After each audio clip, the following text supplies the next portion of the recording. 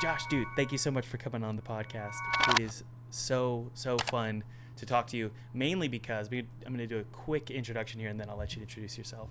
I'm excited to talk to you because you're the creator of Layers Deep, which it's got this Southern Gothic vibe, and you and I are both in the South, and the South gets, there's a lot of misnomers about the South.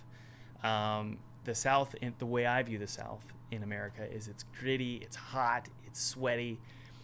There's Gothic vibes. Edgar Allan Poe lived here for a while, actually in my state. And so there's just a ton of inspiration in the South that I draw from, and it looks like the same is true for you. So that's my quick introduction. That's why I'm excited to talk to you. And also, Layers Deep looks freaking gorgeous. So yeah, is that a good intro? Is that a good intro for who you are? Yeah, I super appreciate it. Thank you so much. Thanks for having me. Sure. So tell me a little bit about Over the Garden Wall. We'll talk about that, and then we can get into like story time and talk about how you've gotten here. So tell me about Over the Garden Wall. Oh yeah, dude, have you watched Over the Garden Wall? Yeah. So I was told to watch it, and so I want to hear why it was an inspiration for you, for your game, for Layers Deep. Oh man, so I've been like obsessed with that show ever since it like released. I've always I come from the animation industry, so it's like I tend to watch most new animated projects, and when that one came out, I like couldn't put it down, and then I was like, enough people aren't talking about this, and then over the course of time, it became like this cult classic, and everyone has now seen it. Not everyone, but a lot of people have seen it, and I don't know if you can see on the footage here, but I even got an Over the Garden Wall tattoo. So I'm holding that up to the camera. That's crazy. It's Jason Funderburger, or the frog. But yeah, it's kind of just shaped my taste as an artist. And I think everything from like the music to the painted backgrounds to like the setting, they're all things like, they all have this fairy tale vibe that I feel like we've kind of lost in Western storytelling. We don't really see that setting and these themes that much. Yep. And I've been obsessed with it ever since it came out, and there's just been nothing that's filled the void that show left in my heart. And since Cartoon Network is essentially dissolved, thanks to you know what, I'll self-edit there. But since Cartoon Network, I know what you're saying. Yeah, I know what you're saying. There's now this void that may never be filled. So That's here right. I am, just making the thing that I want to see. By the way, if you're like me and you always dreamt of making an indie game as a full-time job, I have a free webinar below that goes into exactly how to make six figures with just a demo. I was just like you for years. I thought I had to make a game in its entirety before getting a paycheck, but there's actually 3 ways to make six figures before even finishing your game. I've done this multiple times, so check it out below if you do want to go full-time indie. And thanks for watching. Dude, oh man. Okay, so I was telling Hector, my producer, before this podcast, I said, and I told you this before we started recording, how like I feel like I know you. Like I feel like I've known you my whole life because. And by the way, how old are you, Josh? I'm 31. I had to think about so that. We're basically the same person. I'm 33. So I don't know how to make a game that doesn't have a fairy tale vibe. Mm-hmm. I don't know how to do it because we started working on Twisted Tower 3 years ago, and I did everything in my power to stay away from the fairy tale vibe because it's like, well, it's a first-person shooter, so that's not going to work. Yeah. And it's almost like osmosis or like magnetism, where it just gets drawn right back. And so where we are right now with this game is it's just a fairy tale shooter. There's fairy tale vibes all over the place. Like right now we're working on like a fairy tale forest where you jump on like magic mushrooms. Oh, that sounds fun. But you're like shooting guns. It's like such a weird, strange vibe. And so the reason I bring that up is, do you feel like it's natural for you in creating Layers Deep? And by the way, it looks beautiful. Thank you. Is it natural for you to just lean into that Southern Gothic, creepy fairy tale vibe? Is it just natural for you, or is it difficult? It's totally natural now. At first, it wasn't because, like I said, I come from a studio animation background. So, like, my job for the past, 5 or 6 years would be to like learn a TV show and then learn the style and then draw and animate in that style.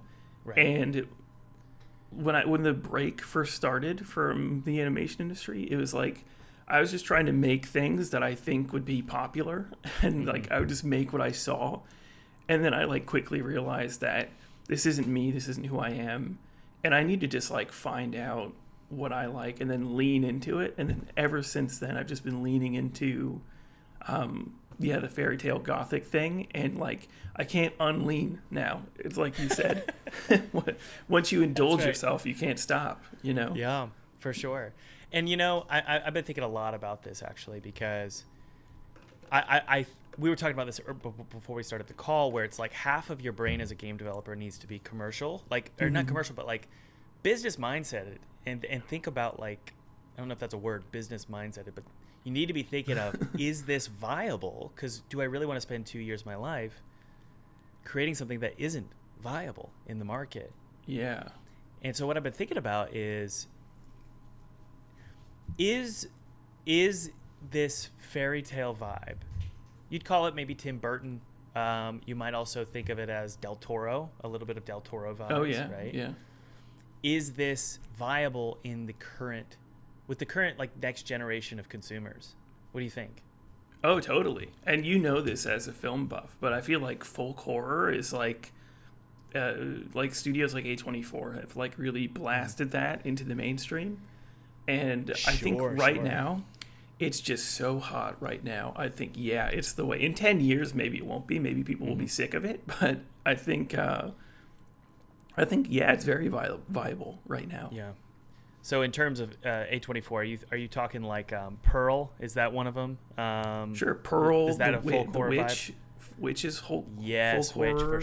for sure. What about Hereditary or Midsummer? Midsummer maybe. Midsummer seems folk horror-y. Yeah. You got anytime you see people stuff with hay, I'm like, yeah, that's folk horror. Anytime you see a guy in a bear suit catching fire. Yeah, or a didgeridoo playing in the background, you know. Oh man, I think that's the great. weirder the better, right? I think you just Sure. got to get weird with it. I think people That's like right. that. You know, you and I both come from film backgrounds, or for me, it's currently I'm in film as well. Mm-hmm. And what I told my DP was, for my previous short horror film, I said, I want every shot to have something in it that nobody's ever seen before. Oh, that's good. And I think that's a really good way to approach anything when it comes to game development. For example, like the character in my short horror film would vape, and I'm like, well, that's really like tropey. You have a cigarette or a vape in the scene. So I bought a big wooden cat statue, and I had a friend drill a hole in the cat statue, and we painted it red, and we put the vape inside of the cat statue. So every shot that he's vaping out of a cat. Okay. And there's no reason for it there's literally no reason for it other than I just want people to go, what is that? And This David is Lynch important. What part of the cat did you drill the hole in for the vape? his butt. Okay, I was gonna say that's a good choice. I think that's the number one choice that I would have done as well. I agree. It was perfect. But the reason I bring that up is because I look at your onion character, and I'm like, it's an onion, right? It's an onion. And I think about everything, and you're bouncing on these frogs. I saw the frogs, and you bounce on these frogs in a lake, and there's just something about every single shot in your trailer that I watched. It says, we decided specifically to do this kind of visual for the viewer so that it's unique and different. And I think you've done that really, really well with Layers Deep, where everything has a precise tone and a precise imagery. Did that come naturally, or did you have to plan that out in some kind of like game design document? Oh man. So the ideas came naturally, like the stuff we wanted to do, it all came naturally. But like, dude, we got to a point, we only had like 6 months to essentially make this game. So a lot of our development was for the trailer. that's kind of like the inside baseball kind of thing, is like, we wanted to make a vertical slice. We have one now that we're essentially rebuilding, but we got to a point where we were like, we're not going to have a demo ready for the Kickstarter. So Yeah. in order to show people that we have some variety in our game, let's just kind of skip ahead to some levels and just start kind of building for the trailer, which I learned afterwards is something a lot of game companies do, is they kind of dev for trailers in the beginning. 100%. 100%. It's the best way to dev.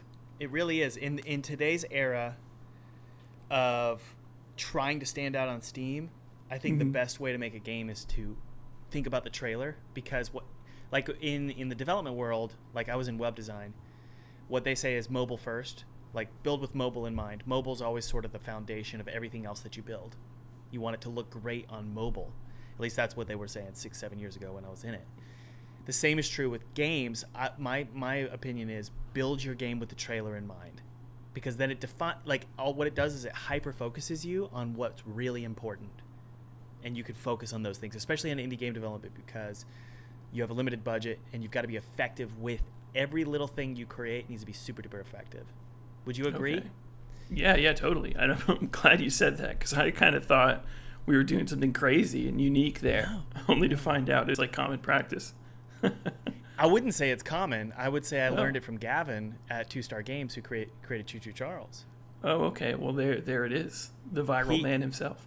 That's right. He thinks about the trailer. I mean, I wouldn't say he builds with the trailer in mind, but what he does is he's hyper focused on creating elements in his game that look meme worthy, and I would say trailer worthy. And so I think you definitely are on the right path when it comes to thinking about how you can put together a trailer. And I wouldn't even worry about not having a demo for Kickstarter. That's the idea is what matters, and you can figure out how to make the idea happen later once you get the money on Kickstarter, you know? Yeah, totally. I think there needs to be a good foundation, but yeah, I think like if there wasn't a good foundation, people would see that. I think it'd be obvious. Yeah. Well, let's shift gears here. I want to hear about this Kickstarter campaign. When did the Kickstarter campaign end? Oh man, it ended about 3 weeks ago. Gosh, man. And there's still some residual stuff. Like we were supposed to have late pledges turned on, but I kind of bungled that. So we're working with them right now, and we're trying to get a shop going, and we're trying to keep that momentum going. But businesses tend to move pretty slow, regardless. Well, so don't feel bad about bungling Kickstarter stuff. I just pulled up an article here from PC Gamer, and it says, this is from Andy Chalk. He said, Neversong developer, that's me, by the way, Neversong developer accidentally gives away 3,500 Steam keys to each of his Kickstarter backers. So the headline is about me. This was May 21st, 2020. It was about me accidentally sending 3,500 Steam keys to all of my backers. Wait, 3,500 each? Yeah. Oh, my goodness. Gabe Newell was probably so mad with you. But I bring that up because you shouldn't feel bad about making mistakes. It solved itself, and it was some kind of press, so I was happy about that, I guess. Yeah, that does make me feel better. We fixed it. Yeah. Okay, so tell me about this Kickstarter campaign, because I know a lot of people listening are super duper interested in. Well, the big question, Josh, is Kickstarter still viable? It is very much still viable. It is for sure. Like during our I gotta campaign, be honest with you, I don't know that, because I haven't done one in 3-4 years. So, however long it's been, 4 years. So it's like, I don't know if it's still a thing. So tell me about the process of putting this together and from start to finish. Okay, and, yeah, sure. And the validity of the whole thing, if you feel like it was worth your time. Okay, yeah. So about 7 or 8 months ago, the animation industry shut down. I had a little game I was working on, and I had about 6 months of savings. So I was like, I'm not going to get hired for an animation job. I have no choice but to try something new. So me and my co-developer, Eric, we got together and we scrapped the game I was making and we started fresh. And we said in 6 months, we're going to have a finished demo and we're going to try and secure funding somehow. And that was the plan we laid out. And then we just worked like dogs to make it happen. And we overshot by a few months, 2 months to be exact.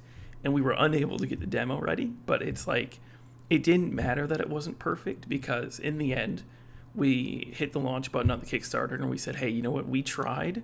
We had a plan. We tried our best. We tried our darndest. And what's going to happen from here is going to happen, because I'm out of money. So there's no more dev time here. We have no choice but to press the launch button, and we did. And it ended up being successful. So yeah, also thanks to my old boss, Olin Rogers. He's like a YouTuber / director now in animation television, if anyone knows about Final Space or Godspeed or any of those shows. He kickstarted his show, and then I was the lead animator on that show.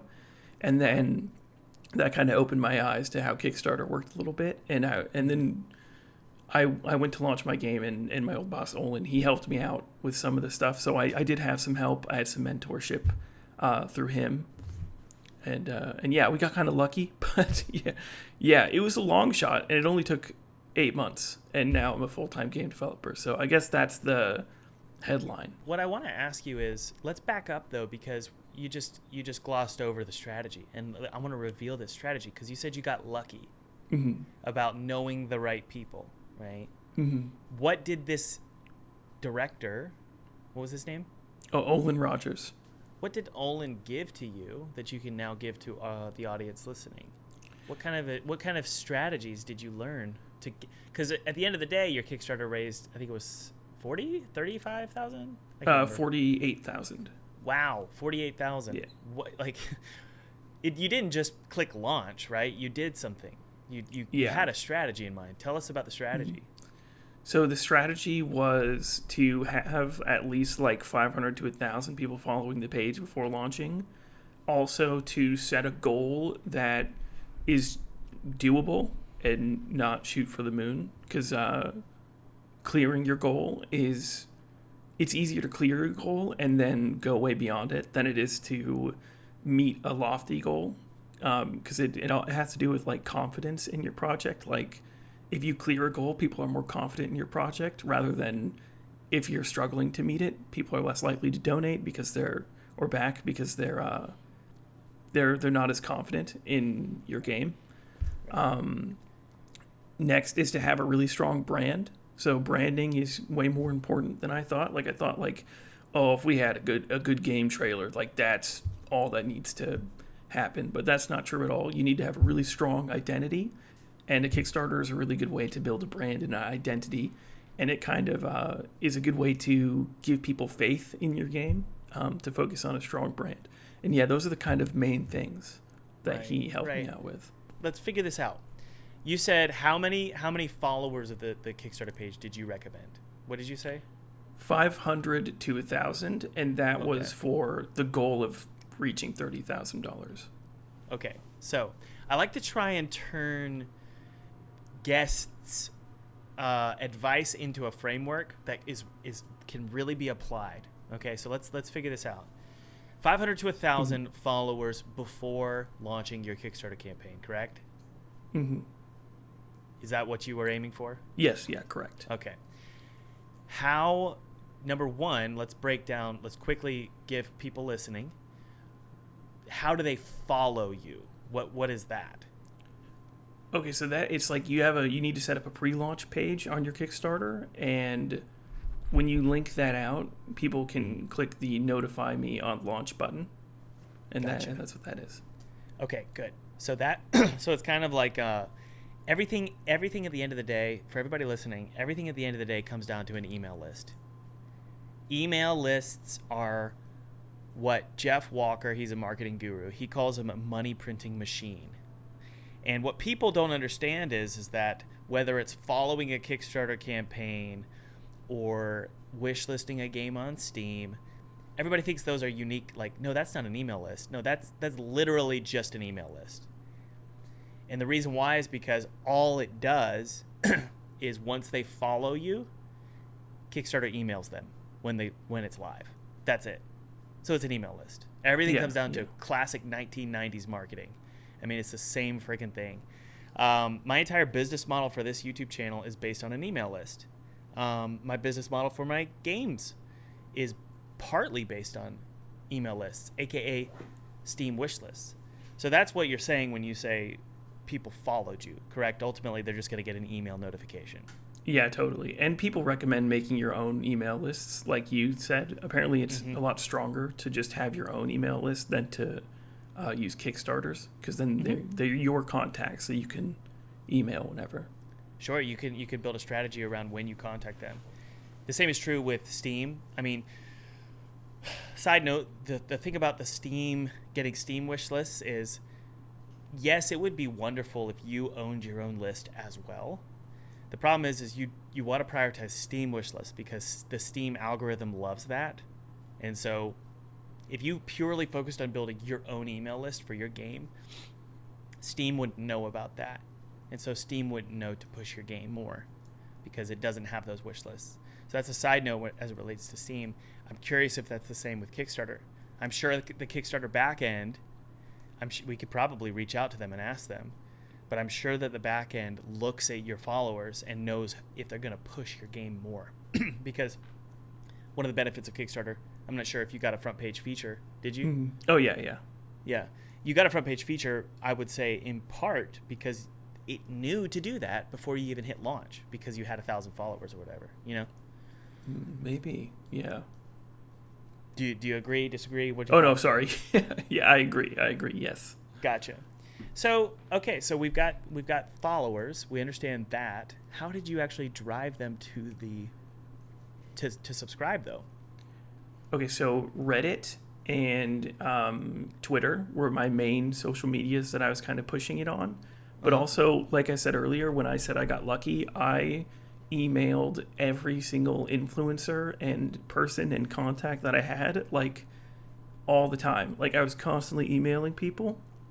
And one of the people that got back to me, Alana Pierce, who's a pretty big gaming influencer and host, agreed to sign posters of a character that she's playing in the game now. Whoa. For backers, and then promoted it on her social medias and YouTube and stuff. And that drove a lot of people to the campaign.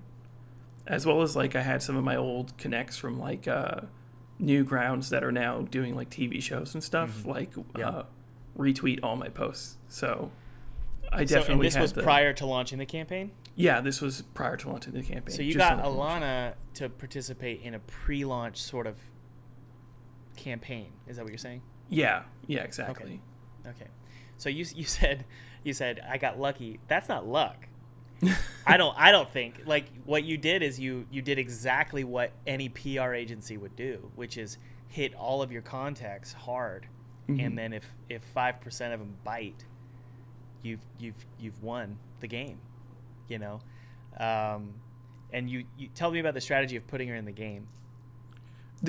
So this is what's really cool is this is actually her idea. Like, I just was asking people to maybe promote the game kind of horribly, and she was like, that's not going to work. Like, she's been doing this for a while, so she's really smart. She came in and she's like, here's what will get you backers.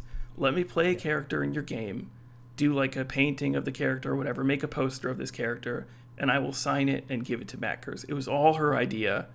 I was like, holy crap, that's the nicest thing anyone has ever done. Yep.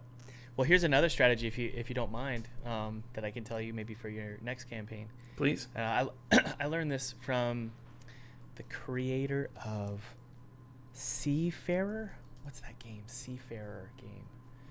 Oh man, crap! It's Spiritfarer. Okay, the creator of a game called Spiritfarer. He also made a game. Thunder Lotus Games. I'm looking this up here. So Thunder Lotus made a game called Jotun, and also Spiritfarer. They typically did Kickstarter campaigns, right, for their games. And so I reached out to him and I said, this was like 6-7 years ago. I can't remember when I did it. And I reached out to him. I said, how did you guys, and this is a great piece of advice for anybody listening, just reach out to Kickstarter campaign creators who have had successful games, and just ask if you can call them and talk to them about their strategy. Because Josh, you have some brilliant strategies. And so if I wanted to do a Kickstarter campaign, I swear, even if I was going to do a third one, I still would reach out to you and say, hey, what are some strategies? So that's a side note. It's important for everybody listening to reach out to other Kickstarter developer or Kickstarter creators who have been successful and get their advice. And so what he said is, put together an email list of all the successful Kickstarter creators who have made games. All of them. Put together their emails, their contacts, their Twitter accounts, everything in a big, fat spreadsheet. And reach out to every single one of them before the campaign and ask them if you can give them a free goodie, give their audience a free goodie, if they back in the first 24 hours. It's brilliant. So basically what you do is you have 40 different Kickstarter campaign creators with an audience size of 500 to 3,000 people that have already done a successful campaign. And then you say, hey, if your backers back my game in the first 24 hours, they will get a free demo. They will get a free signed poster. They will get their name in the credits as super backers. But it's only in the first 24 hours of the campaign. And so what ended up happening for me is, this is how Neversong raised over almost $100,000, is that I had on day one, in the first 24 hours of that Kickstarter launch, I had I think 10 different, maybe 6 to 10 different campaigns blast their audience of thousands of followers. Hey, Thomas has this new game out. If you back in the first 24 hours, you get his previous game free. And so that's how in the first 24 hours we raised over $28,000. Does that make sense? That's really smart. That is insane.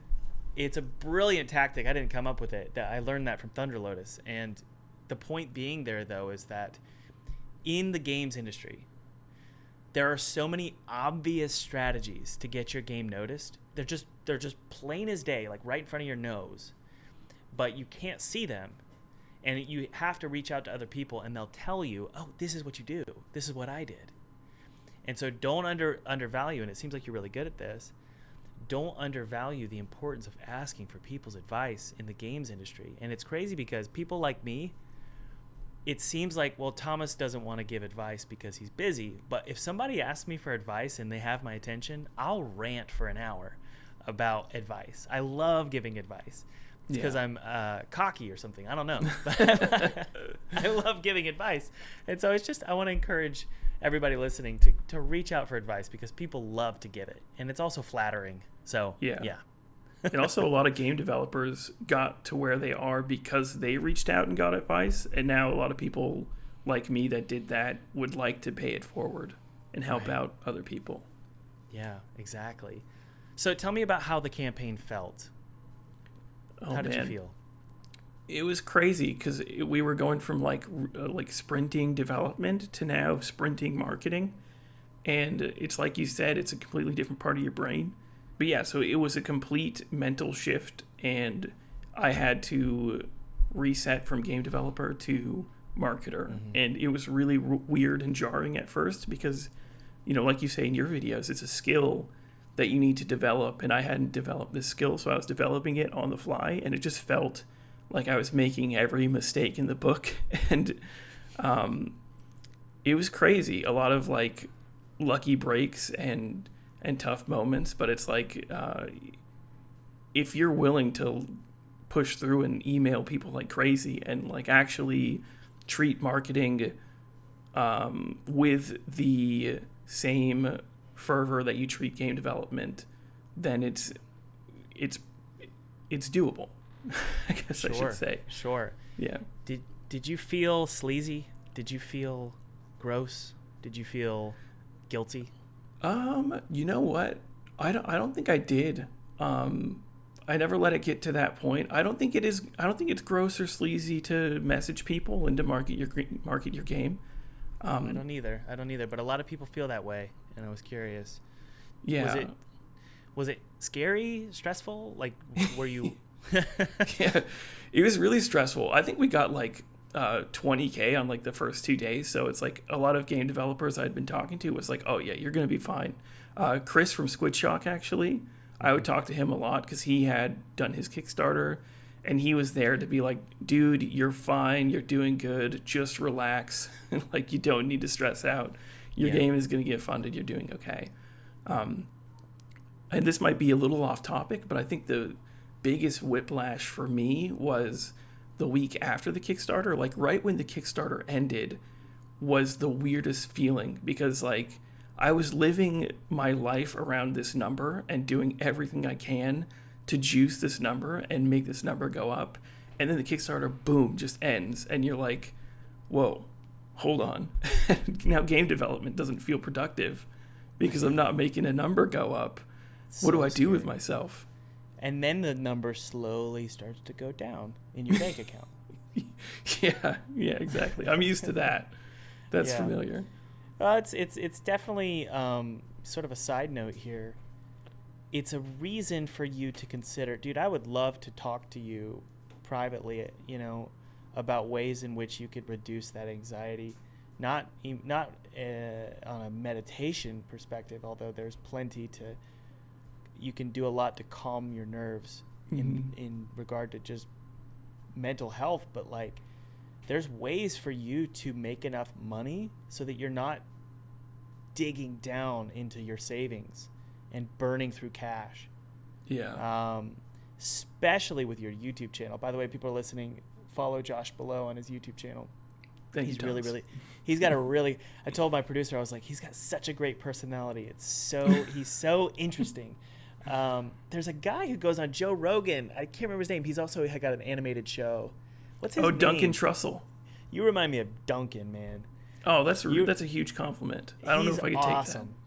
And I love his show. I only could handle the pilot though. It was just so much. The Midnight his Gospel animated show. Yeah. That's a beautiful show. You got to watch the ending of the show. That is a beautiful ending of a TV show. And I wanted to leave you with this little piece of like this nugget of something I wanted to tell you. It's completely random, but you have flavor, you have personality, charisma, and you have style. Okay? All that's good. And you've got voice. You've got all these things that are super duper necessary for YouTube, but also for game dev. I don't know what your skills are with game design, but I will just say, if you're going to make a Southern Gothic over the garden wall Hollow Knight, if you're going to do that, swear to me you will make sure the gameplay is good. I swear. That is the first thing. That's the first thing we're doing. Absolutely the first thing. Yeah. You have everything you need, and what you're going to do, this is a complete side note, I don't know about, I can just speak from, if I were you, I would be obsessed with the tone of the game, and I would be obsessed with the visuals, and I would be fine-tuning every little freaking thing, and I would overlook the gameplay, because that isn't something personally I'm passionate about. I'm passionate about story and the look. Mm-hmm. And so I just want to advise you to get people, and if you're this person as well, listen to your own instincts, but get people who are obsessed with gameplay in the Hollow Knight sphere, like Metroidvanias, and get them to play it and just rip it apart. Oh yeah, so we got when those you people. launch it, They're in our Discord. They're ready. And also, like, I'm only one half of the dev team. The other developer, Eric, he's a gameplay programmer. He is like, that is his bread and butter. It's like fine tuning tight gameplay. He is like a master at it. So it's like, even if I was a complete failure in the gameplay department, there's another half to pick that slack up. So and Chris at Squid Shock, he's your guy, because he did what you did, and it's definitely not, I'm not slighting or saying what you've done is wrong, but what you and Chris did is you created a Hollow Knight with a different flair, basically. Sure, yeah. And I think that's totally fine, because it's like Metroid created a genre, Metroidvania, right? Or Castlevania and Metroid. I think Castlevania and Metroid made it together. I don't know how that genre was created, but Hollow Knight is kind of its own little genre now. It's like storybook Metroid, Yeah. And so I would just say that he's your guy. Chris is your guy to listen to. The reason I bring all this up is sort of to justify the segue, which is Kickstarter proved the tone. Kickstarter proved that the tone and the style is, you're locked in there and it's good to go. Mm-hmm. So you don't need to worry about that anymore, in my opinion. I don't think you need to try and do anything more and spend more money and time on getting the art style and the tone of the game correct. Oh man, I wish I could take that advice. Spent yesterday. I know I was you can't. bushes. I was painting them all day, redoing them. Obsessively. And that's the question. Is like, it's not asset creation that I'm worried about for you. It's asset recreation. It's almost like I bet you that you're the guy that can't sleep until something looks right. That is true. Yeah. And it's like a drug, dude. It's like, I got to have my cigarette. And you're going to have to quit smoking here. You got to quit smoking your art, because it's going to cause you to, I'm speaking from my personal experience. It's going to cause you to double the development time. Yeah. When in reality, nobody cares. They want good gameplay. You've already got the tone down and the art down. So that's just my opinion. I could be completely wrong, but I think it could be 10 times better. But then, yeah, it is like a drug, and you are speaking to an addict of art perfectionism. So I hear what you're saying, but am I listening?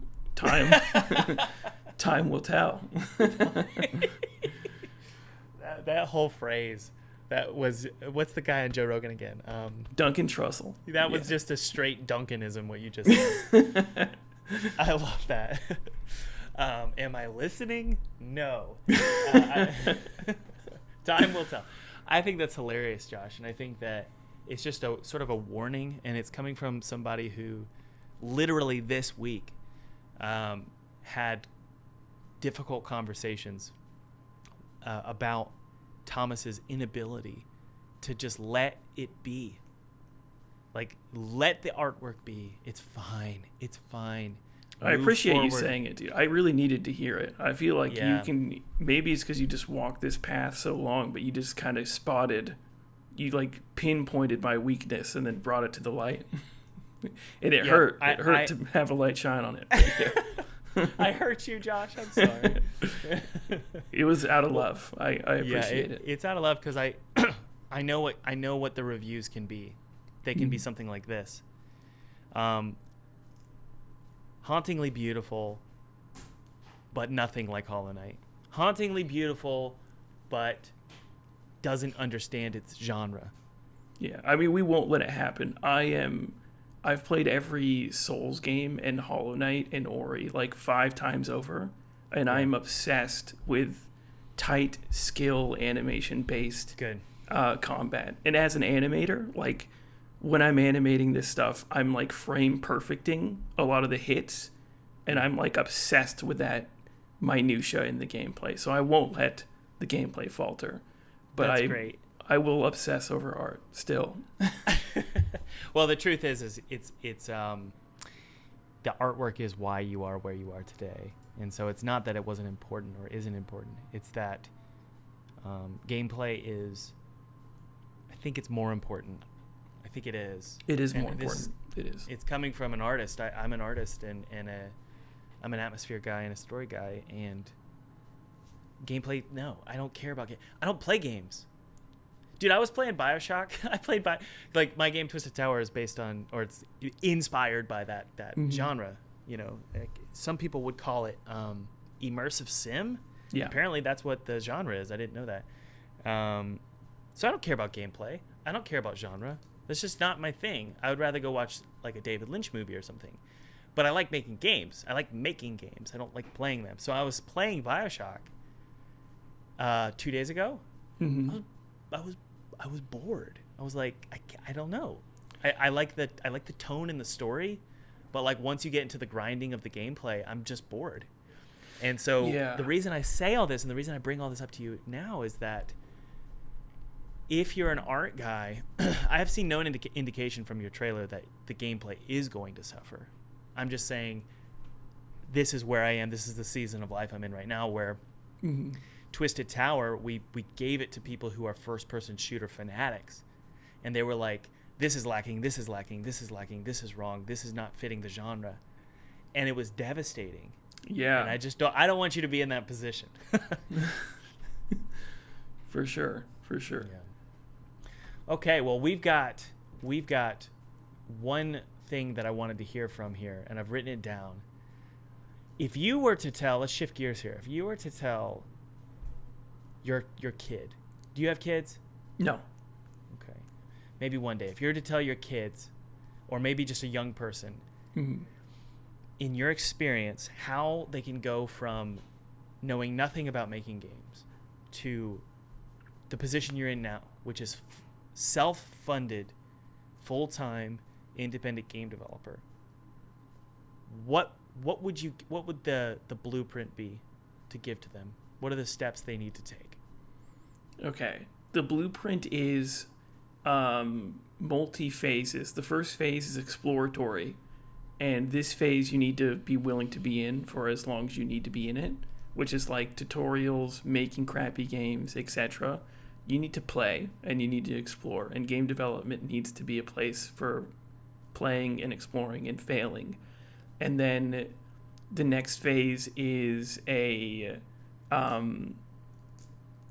more like a better version of that, where you're making and releasing games, and they're small games. And then the third phase is making a bigger game and committing to a project and not doing any other games other than that one game, and swearing to yourself you'll never do any other project until that game is finished. And that'll be okay because you did your exploratory phase. So yes, okay. Does the exploratory phase involve releasing small prototypes and stuff? I think it can, but I don't think it should be a requirement. How do you know when the game idea is worth pursuing? When you think about it all the time and you feel it in your chest, and it's a physical feeling and not just a mental feeling. Oh my goodness. That is such good advice, but it's so difficult to parse. Like, or some people might not have that feeling ever. Does that mean that their game isn't good?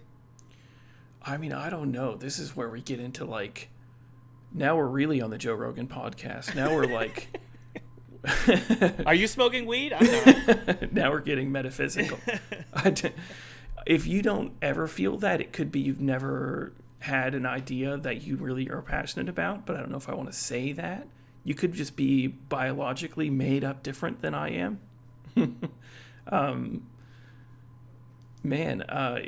It also depends on your age. If you tell me you're a 16-year-old and you've never had that feeling, well, give it time. If you're 50 and you've never had that feeling, then you're probably just a different person than me, and you'll need to find a different process for how you decide what to pursue. Okay. What is the feeling in your chest about Layers Deep? It's just like this. It's a physical feeling, so it's like a pump of adrenaline and excitement and a bit of a rush. And it's the kind of feeling where if you're laying down, you're sleeping, you get up and you start pacing around the room. You know what I mean? Oh yeah, yeah. Oh man, dude, last night I was up till 2 or 3. Couldn't sleep. I usually take melatonin because I just can't sleep. Dude, I used to take Benadryl, like I would pop 2 Benadryl to get to sleep because I could not stop my brain. I've been there. I have insomnia. Last night was my first night sleeping more than 4 hours in about a week. It's been rough. Wow. Is it because you're thinking about your game, or is it just general stuff?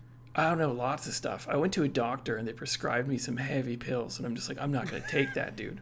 I'll figure it out. I meditate all the time. That helps. But yeah, I've suffered from insomnia for my whole life. Well, I'm sorry to hear that. No worries, man. So anyway, I ran out of melatonin last night. It's not like it's an illegal drug, people. It's just, it's natural. At least that's what they say. And I ran out of Benadryl. I couldn't sleep, and I just could not stop thinking about my game Twisted Tower. Like, I came up with this whole system in my brain I'm not saying I'm a genius. I'm saying it's a problem. This whole system in my brain about how to build exterior levels, combining terrain with blocking out using Pro Builder, and I was linking that with how Half-Life 2 did it, and it all was like clicking. Mm-hmm. And it was like 3 hours of putting this together, and it got to the point where it was almost like a dream of like building this system. And so I woke up in the morning and I quickly recorded a video for my 3D artist, and I was like, this is how we're going to do it. Because we were really struggling how to create that system and create exterior levels that still use interior development or interior processes. So long story short, I couldn't sleep. And I was building the game in my brain at night. And that is a passion. Is it a passion for the process, or is it a passion for the idea? Because for me, I just love making games. It's just so. It's like I'm addicted. It's like being addicted to like a crossword puzzle. It's the process that's fun. Yeah. Now, so the question for you when it comes to Layers Deep is like, is it you feel it in your chest because you love making games and doing art, or is it because there's something visceral about Layers Deep, about the Southern Gothic vibe, the fairy tale vibe? What is it about Layers Deep specifically? Or Man, is it Layers It's got to Deep? be. I think it's a combination of both, right? Because I don't think you should do anything unless you love the process. Like, the reason I got into game development is because, like, I could be making crappy games I don't care about and have fun because the process is fun. But the idea gets me juiced. The game itself gets me juiced and keeps me up at night. But also, so does the creating of the game. I feel like I could feel this way about... Like, this isn't my one game that I'm excited about, and then I make it, and then I just kind of wait until I die. Yeah. It's like, I could feel this way about tons of projects, and I feel like maybe it's a personality type. Maybe it's why Miyazaki will never retire, the Studio Ghibli creator, why he's just going to keep making films. Sure. Because it's just like a part of who you are. You're the kind of person I can tell. You don't create because... it's fun. Like, you create because you have to. You're like, this is what I have to do. Yeah. You know, it's true. It's a part of who I am. It's probably a chemical. There's some sort of serotonin thing or something. It's a syndrome. It is. Oh yeah, dude. It is a problem. It certainly sounds pretentious, but I don't care. Any game developer who's listening right now knows exactly that this is all true. There's something about solving a game design problem or creating an illustration and putting it into the game where you just like, I don't know a better word, it's an ejaculation. It's just it feels so good. It feels so good. It's like cigarettes. I love nicotine. Nicotine is my favorite substance beyond any other thing. I love it so much. And I quit. By the way, I quit. I don't do any of that anymore.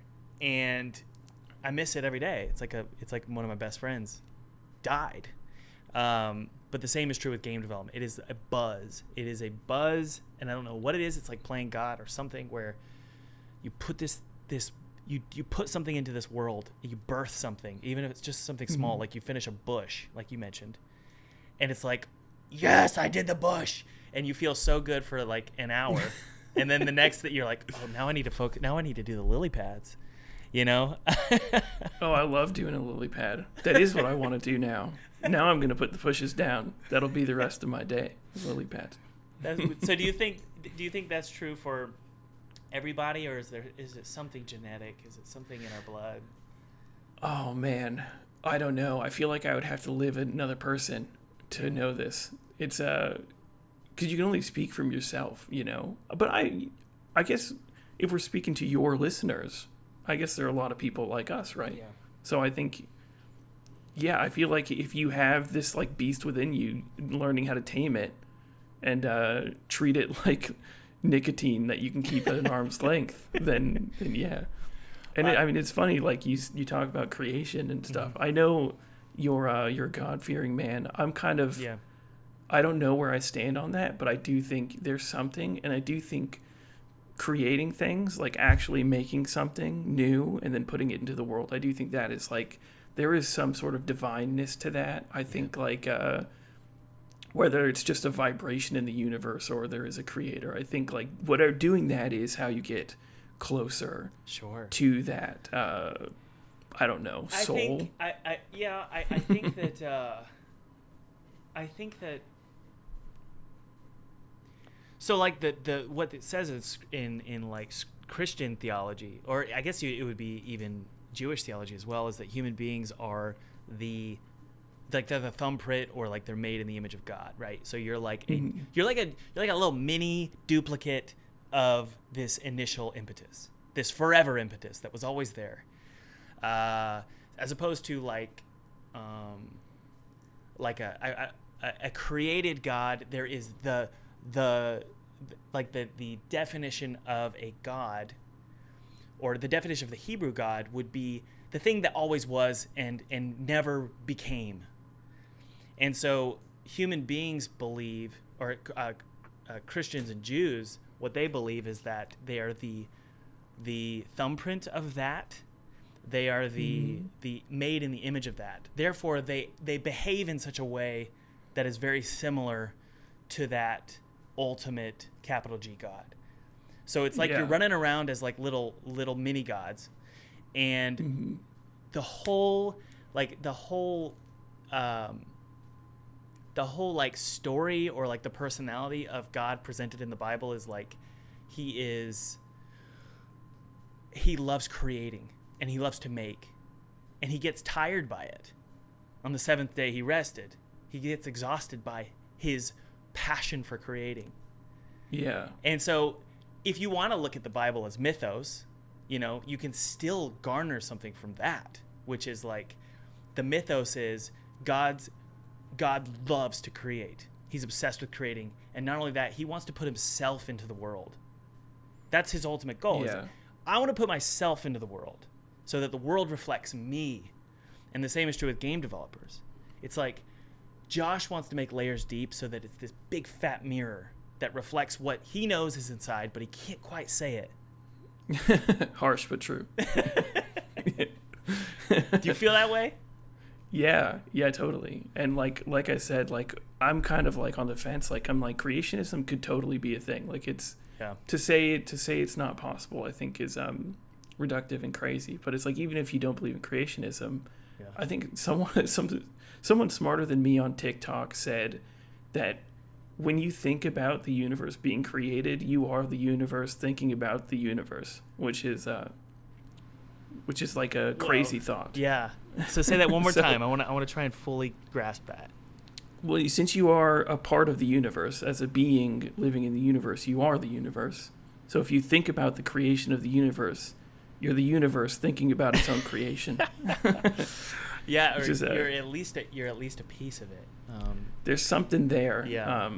That I think is like, that's why we love creating, because it is us being what the universe is. It is the universe playing in its own creation. I don't know. Well, also, it's like, is creation recreation, or is creation creating from nothing?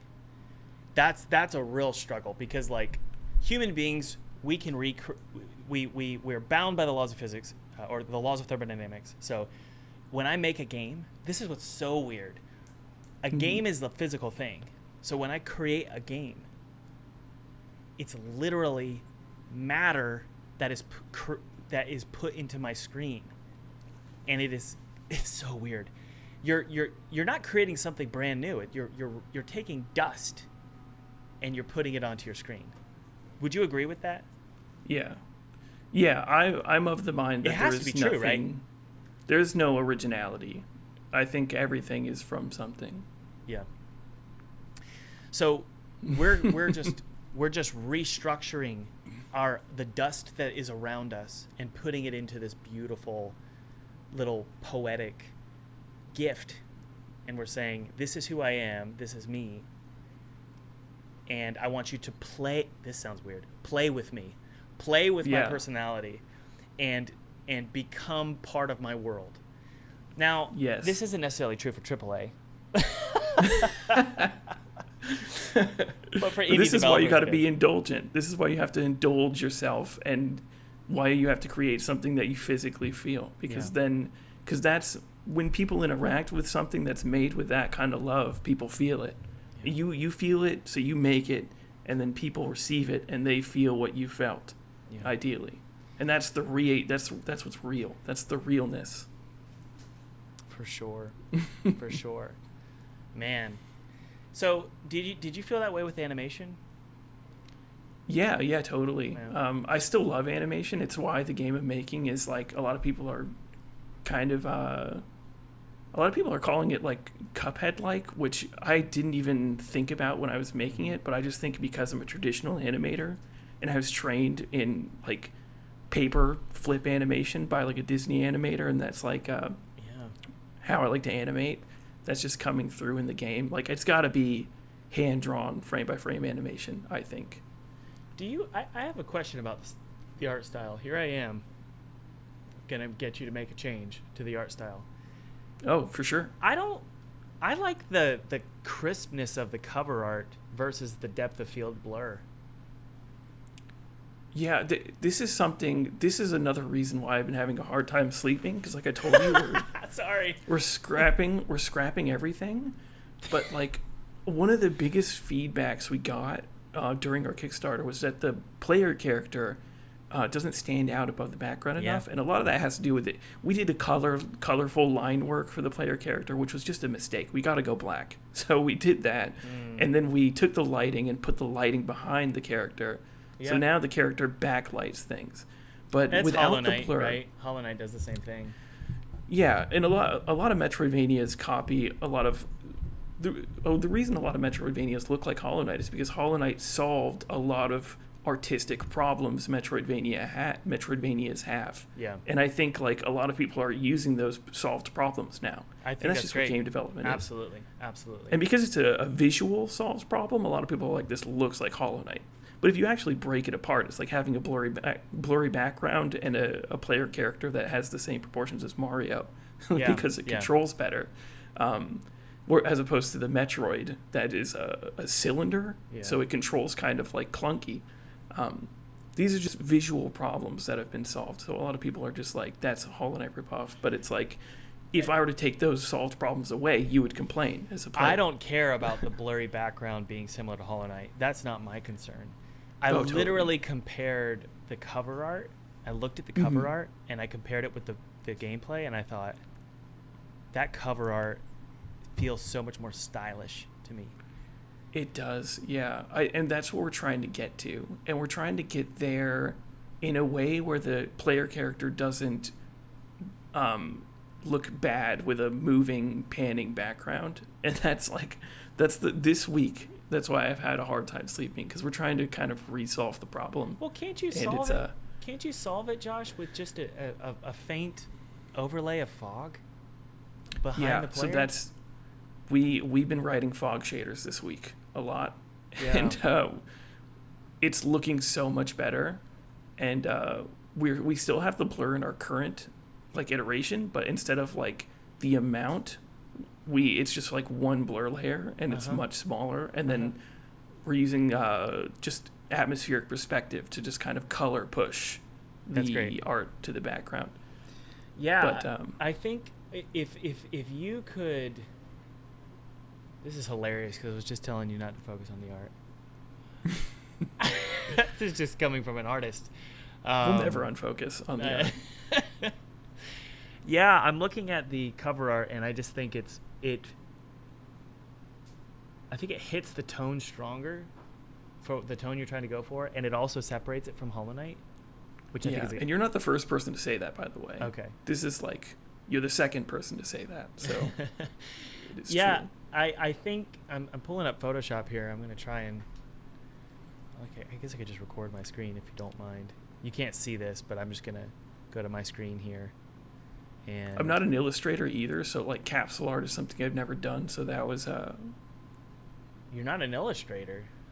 Yeah, I think of myself as an animator, not But did you do the artwork here? Yeah, I did. But it was kind of, that's hilarious. Then you are an illustrator. That's an odd phrase, Josh. I guess I'm so used to animation pipelines and breaking myself apart. But 2D animation is your bread and butter, yeah? That is my bread and butter. Okay. So all I'm doing is I'm pulling open Layers of Fear right now. You can't see it, but Layers of Fear. Oh no. I'm not Layers of Fear. Sorry, that was an image that showed up on Google that was next to Layers Deep. Pulling up Layers Deep, and I'm just thinking, like, what would happen if you just created more fog, and even did a gradient shift of going from like a yellow fog and it gradients all the way back into like a dark orange to create sort of a orange horizon. Dude, this might be the way. If getting rid of the blur fixes this problem, I'm going to be so mad because it's so simple. Well, what do you mean getting rid of the blur fixes the problem? Well, I guess I don't mean just getting rid of the blur, but going with a base atmospheric perspective. I think it's the solution is fog. I do. Mm-hmm. You're probably not going to like this, but I'm going to send it to you on Discord. Oh, please. It's Thank you. It's a potential. It's not perfect, okay, and it's probably too much, but it's a solution that I feel is different. Now, I've created a gradient there. That gradient is trying to mimic what I'm really going for, which is as you go further and further back, the fog changes colors. So the things far, far back are silhouetted orange, and then as they come forward, they get more and more silhouetted green. But that's it's not perfect, but it's a solution to avoiding blur and keeping that beautiful line work. Like that. Dude, that I can't wait to try this. I cannot wait to open Godot. Oh my goodness, we're in Godot. We're in Godot. You're on the winning team. Congratulations. I guess you're part of the correct religion. I'm kidding, kind of being a little tongue in cheek there. No, people don't like Unity for plenty of reasons. But the problem is they get mad at Unity developers too. And I'm like, y'all, it's not a cult here. We're just picking tools. But anyway, I digress. Okay. Well, any other thoughts, comments before we wrap up here, Mr. Josh? Leave our audience with anything, or? Yeah. One of my biggest regrets before doing the Kickstarter was not signing up for full-time game dev. So I think what you should do is don't be a Josh. Sign up for full-time game dev, and you will likely perform better than I did. That's kind of a joke, but it's also not. I appreciate that. I will pay you after this call. Thank you for doing the ad read. No, I'm kidding. No, that means a lot. And I will say, guys, wishlist Layers Deep below, and follow Josh's YouTube channel. Josh, you and I were talking about YouTube and all that before we started the call, and I want my audience to encourage you and jump on over and subscribe. We have very similar sensibilities, where we have very similar personalities in a lot of ways. So be sure to follow Josh below. I think your channel is going to blow up as long as you keep posting content. I appreciate that. All right, Josh. Thank you so much, dude. This was fun. Let's do it again, okay? Yes. All right. Cheers. By the way, if you're like me and you always dreamt of making an indie game as a full-time job, I have a free webinar below that goes into exactly how to make six figures with just a demo. I was just like you for years. I thought I had to make a game in its entirety before getting a paycheck, but there's actually 3 ways to make 6 figures before even finishing your game. I've done this multiple times, so check it out below if you do want to go full-time indie. And thanks for watching.